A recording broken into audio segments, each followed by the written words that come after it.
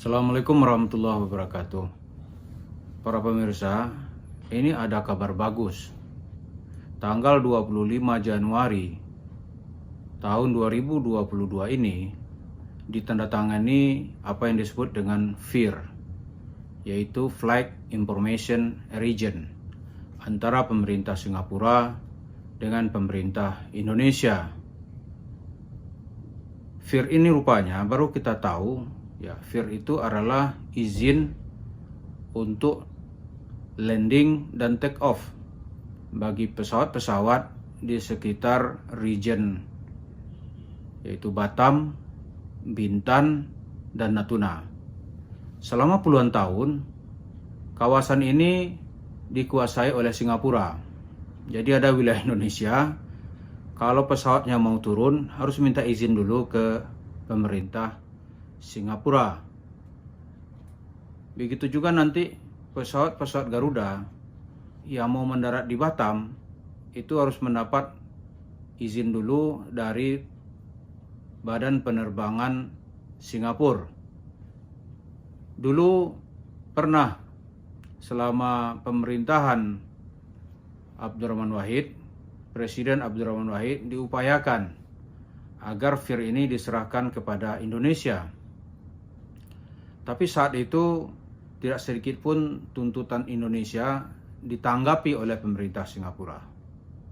Bahkan saat itu konon kabarnya pemerintah Indonesia lewat Menteri Perdagangannya Luhut Binsar Panjaitan menawarkan kalau FIR itu diserahkan kepada pemerintah Indonesia akan menyediakan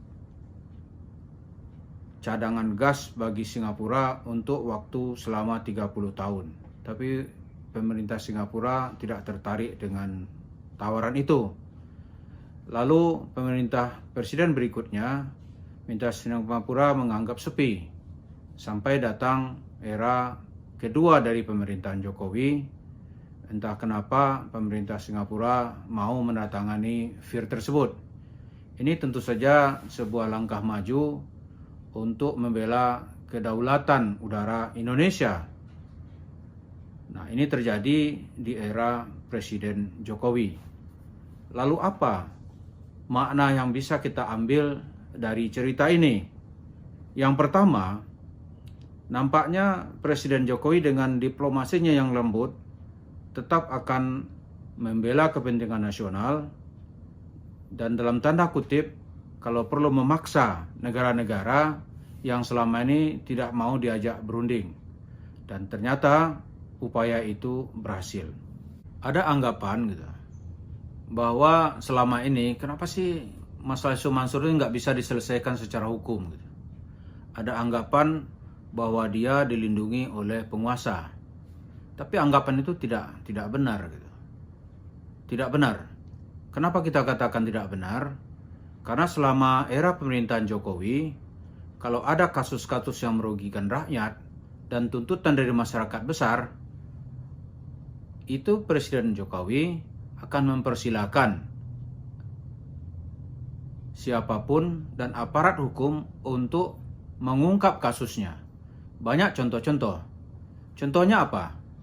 Ketika masalah Taman Mini yang merupakan warisan dari rezim Orde Baru Presiden Soeharto, itu selama puluhan tahun tidak ada yang bisa mengambilnya.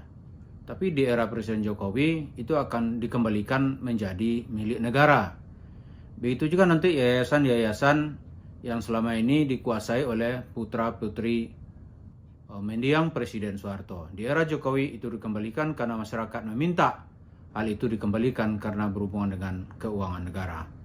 Nah, kembali kepada Yusuf Mansur, itu kalau tuntutan masyarakat makin kuat untuk menggugat keberadaan Yusuf Mansur ini, ya pemerintah tidak ada melindungi itu. Boleh kita lihat nanti, kepolisian juga akan membuka kasusnya secara transparan.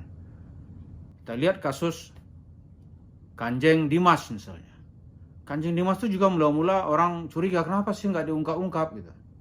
Tapi akhirnya tetap diproses, ditangkap, diproses, dan dijatuhi hukuman gitu. Nah, begitu juga nanti kasus Yusuf Mansur.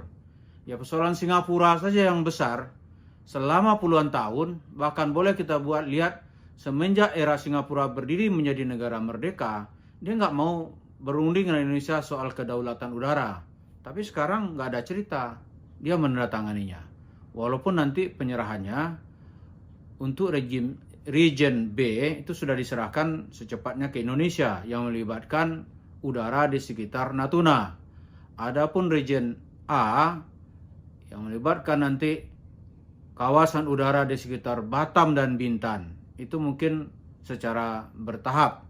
Tapi yang jelas, apapun di era sekarang ini, kalau tuntutan masyarakat itu kuat, maka pemerintah tidak ada cerita melindung itu. Siapa yang bersalah ya harus mempertanggungjawabkan kasusnya di depan hukum. Tidak terkecuali kasus Yusuf Mansur. Jadi kita lihat dari cerita FIR ini, Flag Information Region ini, dapat kita lihat betapa begitu tuntutan masyarakat kuat, pemerintah akan mengikuti suara dari masyarakat.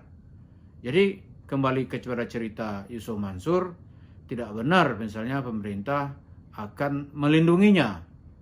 Karena itu kita lihat, walaupun seseorang misalnya tampak dekat dengan Presiden Jokowi, tapi kalau ternyata dia melanggar hukum, Presiden Jokowi tidak pernah akan membelanya. Banyak kasus-kasus yang terjadi dalam era kepemimpinannya, dia akan menyerahkannya kepada pengadilan. Coba lihat, kurang dekat apa Presiden dengan Ahok? Coba, kurang dekat apa? Dia adalah wakil gubernurnya, kemudian bekerja sama sangat baik dengan dia, tapi begitu masyarakat menuntut, ya terpaksa pengadilan dibuka. Dan dalam putusan pengadilan dia dinyatakan bersalah. Itu dapat kita lihat betapa kuatnya dulu Presiden Jokowi bersama Ahok persahabatannya. Walaupun kita yakin dari lubuk hati Presiden melihat ini Ahok ini mungkin tidak bersalah. Tapi putusan pengadilan menyatakan dia bersalah, maka Presiden mengikuti keputusan pengadilan. Nah, setelah Ahok keluar dari penjara, disambut lagi oleh Presiden, ditempatkan sebagai komisaris di Pertamina. Ya, apalagi hanya cerita-cerita Yusuf Mansur gitu. Tidak mungkinlah dia akan dilindungi kalau memang dia melakukan kesalahan. Nah, sekarang kita minta kepada Yusuf Mansur, ya transparan dong Anda. Gentle dong. Katanya tidak bersalah. Katanya tidak pernah melakukan penipuan. Tidak pernah ya. Datang dong kepada jemaah yang Anda dulu ajak berinvestasi. Setiap hari dekat kok jemaahnya. Dulu Anda mengemis-kemis datang ke Masjid Darussalam di Cibubur. Sekarang kenapa? Kan dekat sekali jaraknya. Hanya 1 jam tidak sampai kalau naik kendaraan darat. Apalagi Yusuf Mansur punya pesawat pribadi, dari rumahnya ke Cibubur itu tentu sangat dekat sekali gitu. Gentleman dong. Buktikan dong bahwa Anda tidak melakukan seperti yang dituduhkan. Ini malah sekarang dibikin narasi-narasi baru, disuruh buzzer-buzzer, dibiayai berbagai acara-acara, diangkat tema gibah lah, tema fitnah lah. Seorang orang ya seolah-olah orang yang mengkritik Yusuf Mansur dianggap sedang bergibah, dianggap menebar fitnah. Ini kan lucu ini. Misalnya ya, ini contoh kecil aja. Katanya 2.500 investasi ya, atau orang yang berinvestasi atau investor yang telah menginvestasikan dananya untuk membangun Hotel City sudah dikembalikan. Itu kan penjelasan sepihak. Apa salahnya datang ke masjid nih, udah gue kembaliin. Ini ibu nih udah gue kembaliin. Ini bapak nih udah gue kembaliin. Apa susahnya? Kalau memang mau permasalahan ini diselesaikan secara transparan. Anda di mana-mana bercerita telah mengembalikan. Tapi masyarakat mengatakan kapan dikembalikannya, kepada siapa gitu. Ini yang perlu dilihat. Jadi transparan lah, jangan dibiarkan berkembang wacana bahwa benar-benar Anda ini memang melakukan penipuan karena Anda tidak mau transparan. Katanya dihubungi gampang, tapi begitu mau bertemu dihadapi oleh berlapis-lapis pengacara. Katanya mau selesai, tapi di mana-mana menyerang balik orang gitu. Jemaah-jemaah yang membuat fakta kerugiannya, Anda tuduh dengan tuduhan-tuduhan sinis dan miring. Jadi ya orang-orang yang mengungkap fakta dituduh mengkritik, menyebarkan fitnah, membuat gibah. Padahal ya kalau kita lihat dari dalil-dalil agama, ya fitnah itu bukan itu yang disebut dalam Al-Quran dengan fitnah. Bukan itu. Dan bukan pula itu yang dimaksud dengan gibah. Kalau itulah yang dimaksud dengan gibah gitu, maka tentulah Al-Quran itu kitab yang penuh dengan ajaran gibah. Contoh, Fir'aun udah mati lama, tapi dalam Al-Quran masih disebutkan bagaimana kelakuan buruk Fir'aun. Banyak tokoh-tokoh lain semasa Nabi Muhammad yang diungkap keburukannya dalam Al-Quran.